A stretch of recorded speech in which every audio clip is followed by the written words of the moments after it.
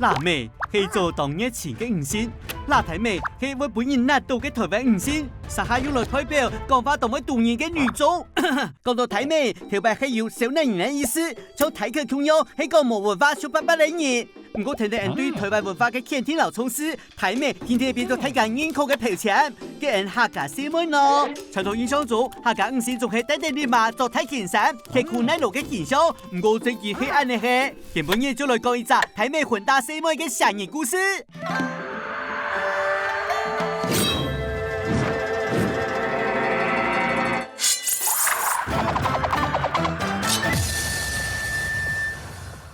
Hello， 大家好，歡迎來到可可客棧，哈哈哈店。講到本文課本，雖已經冇講過逆流而上，唔過草坡上還係跨時代嘅回憶，尤其係作者總理府嘅小姐，往啲鐵拍中嘅別講者，小小嘅方面懂得影響啊。除此以外，你做阿哥還做了一件嚇到客家阿公阿婆嘅大事情，佢就係共享婚姻傳統家產崩潰啦！有嚟就因為搞生意呢，從小前結婚過竟然係你做太太，我做對隻豬啦！排泄太激痛誒，唔過過去內邊看睇共享婚姻，就像廿三邊看睇共性片婚姻共樣，根本係本三邊崩潰嘅妖魔鬼怪。佢都白台約束，總理府嗰不將帶領總台妹都離開台灣，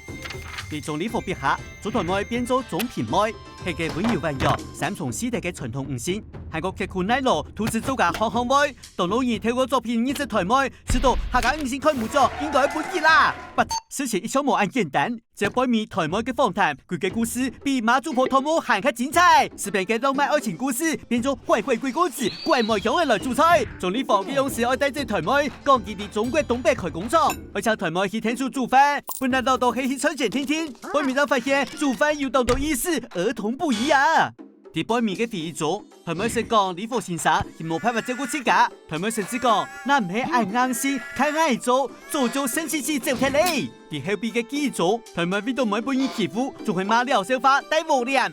有啦講到一片，做理府嘅啲文宣嘅總品妹，根本係2-3年啦。唔過，唔係愛評論中阿哥嘅作品，係那係常看到男性視角下嘅五星會當片面，甚至係唔錯嘅。天見於文術嘅表現下，客家五星沒有自家嘅聲音，就像客家文化，唔單唱南山擂茶咁簡單，唔講錯冇。